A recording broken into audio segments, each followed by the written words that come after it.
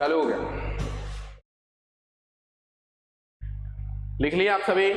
when any particle is projected, when the particle is projected with some velocity at some angle with horizontal, then the motion is known as projectile motion। अब इसका देखो diagram कैसा होता है, इसका देखो diagram कैसा होता है।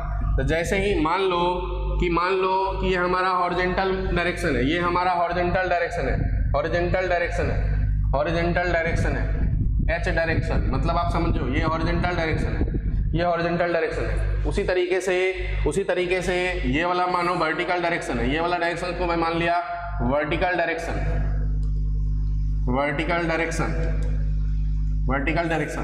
तो जब किसी ऑब्जेक्ट को ऐसे प्रोजेक्ट कर दिया जाए तब वो क्या होता है, ऊपर भी जाता है, नीचे भी जाता है, सामने भी जाता है।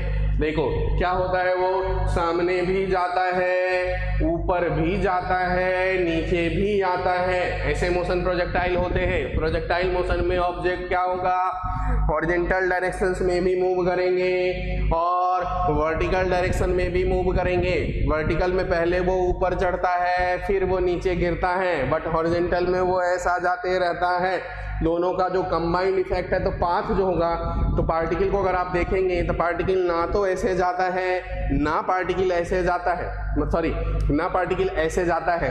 पार्टिकल कैसे जाता है, वर्टिकल और हॉरिजॉन्टल के बीच में ऐसा कुछ जाता है। तो जो पाथ होता है, वो पाथ बनाने की अगर मैं कोशिश करूं तो आप समझो कि ये ऑब्जेक्ट है। अगर मैंने इस ऑब्जेक्ट को एक पर्टिकुलर वेलोसिटी से पर्टिकुलर एंगल थीटा पे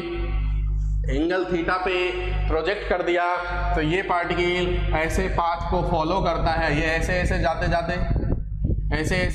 जाते एक समय आता है जब वो फिर वापस नीचे गिरना चालू हो जाता है और ये फाइनली इधर आकर के गिर जाता है। थोड़ा सा बड़ा हो गया, कोई सुने, बड़ा हो गया तो ठीक ही है, इसको बड़ा कर लेता हूँ, आगे आकर के फिर फाइनली यहाँ गिर जाता है ऐसा।